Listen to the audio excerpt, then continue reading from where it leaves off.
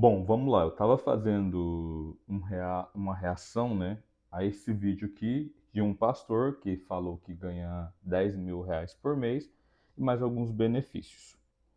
Aí eu reagi dizendo a respeito das reais qualificações de um pastor e entraram nesse mérito aqui, que pastor tem sim o direito de receber salário fixo da congregação.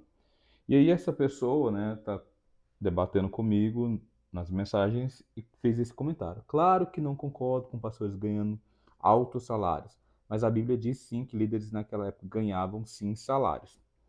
Ganhavam sim salários mais fixos. Vamos ver como que o princípio onde Paulo em 1 Coríntios está falando isso. Bom, vamos lá.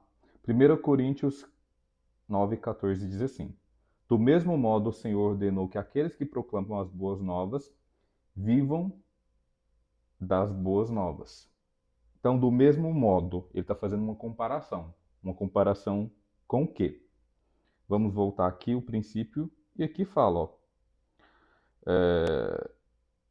se nós semeamos entre vocês coisas espirituais, seria no 11, desculpe, eu não falei. Se nós semeamos entre vocês coisas espirituais, seria demais colhermos de vocês apoio material? Se outro, ó, olha esse texto de, do 11, apoio material, guardam essa palavrinha chave. Se outros homens têm esse direito sobre vocês, será que nós não temos esse direito ainda muito mais? Contudo, não fizemos uso desse direito. Nós estamos suportando tudo para não criar nenhum obstáculo às boas novas a respeito do Cristo. Agora o 13, tá? Contexto que você não leu. Vocês não sabem que os homens que cumprem deveres sagrados comem das coisas do templo? Que aqueles que servem regularmente diante do altar recebem uma parte do que é oferecido no altar? Ó, a palavra regularmente, ou aqueles que servem regularmente no serviço sagrado, comem uma parte daquilo que é colocado no altar, ou seja, das ofertas que eram feitas. Aí onde ele está citando? A lei mosaica. E a lei mosaica, em Levítico, tem uma orientação para os levitas. Aqui, por exemplo, deixa eu ver aqui, Números 18, 30 e o 31. Tem um princípio falando dos levitas. Vamos abrir aqui, 30 e 31, diz assim, ó.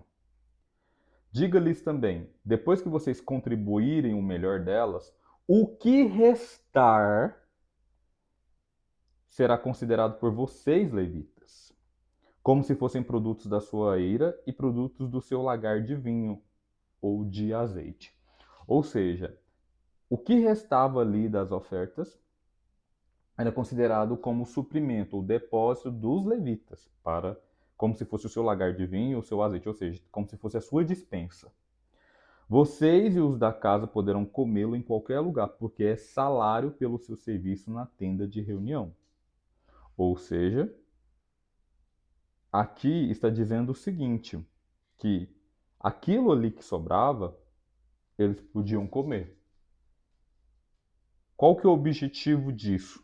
Era dignificar aqueles que estavam ali fazendo o serviço sagrado. Eles tinham o direito de se sustentarem através disso. Porém, os levitas recebiam salário fixo, como que sendo pagos pelo serviço sagrado? Não. Eles comiam do que restava ali, comiam das contribuições que eram feitas ali, porque eles têm direito disso. Mas será que os levitas, eles faziam duas reuniõezinhas ali por semana e já queria receber salário? Não. Como disse Paulo aqui, ó, em 1 Coríntios 9, versículo 13, eles serviam regularmente. Mas ainda assim, ainda tem outras implicações. Vamos ver? Então, o 14 ele diz, né? Do mesmo modo, o Senhor ordenou que aqueles que proclamam as boas novas vivam das boas novas. Será que Jesus ele falou dos suprimentos para aqueles que divulgam as boas novas do reino? E como Paulo deixou claro aqui regularmente, sim, Jesus falou disso em Mateus 9:10. Ele diz assim, ó, não adquiram ouro, nem prata, nem cobre para o seu cinto, nem bolsa de provisões para a viagem, nem roupa extra, nem sandálias, nem bastão, pois o trabalhador merece o seu salário. Olha que interessante, ele disse que não era para ser adquirido nem ouro, nem cobre, algum pagamento pelo que estava fazendo, mas era para comer ali, né? É, algo que era sendo oferecido. Isso é dado com mais clareza em Lucas 10, 7 e 8, que diz assim, ó, assim fiquem naquela casa, comendo e bebendo as coisas que lhe oferecem, porque o trabalhador é digno do seu salário. Não fiquem mudando de uma casa para outra. Também, onde quer que vocês entrarem numa cidade e as pessoas os receberem, comam o que for colocado diante de vocês. Esse aqui é um serviço dedicado às boas novas do reino e aqui era ofertado, no caso, era oferecido e eles comiam o que era oferecido. Porque o que as pessoas ofertavam ali para eles era como se elas estivessem contribuindo para o serviço de pregação. Porque essas pessoas, elas estavam em viagem missionária evangelizando pessoas. E elas estavam num tempo regular ou integral. Então elas tinham direito de se manterem, serem supridas. Mas tinham elas salário fixo para isso? Não, não tinham salário fixo para isso. Como deixado de modelo, que acabamos de ler aqui, os levitas eles comiam do que era posto ou tinham as suas necessidades supridas. E às vezes os apóstolos, eles, principalmente o apóstolo Paulo,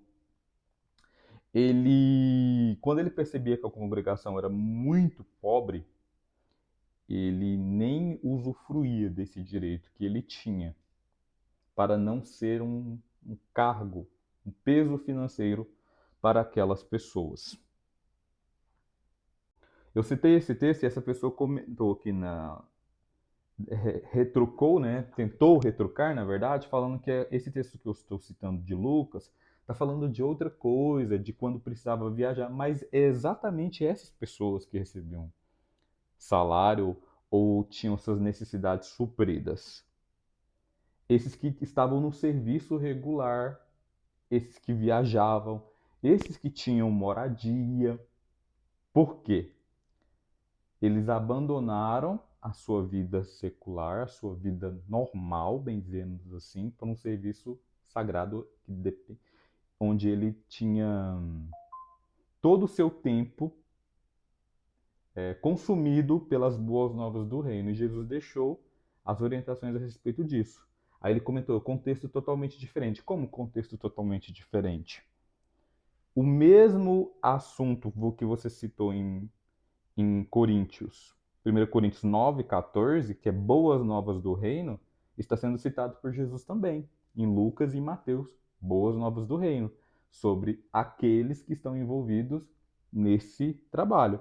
Aí ele comentou que, como já havia dito, o conceito de salário propriamente dito significa ser remunerado por algo, acho que é isso que ele quis dizer, realizado ou serviços prestados.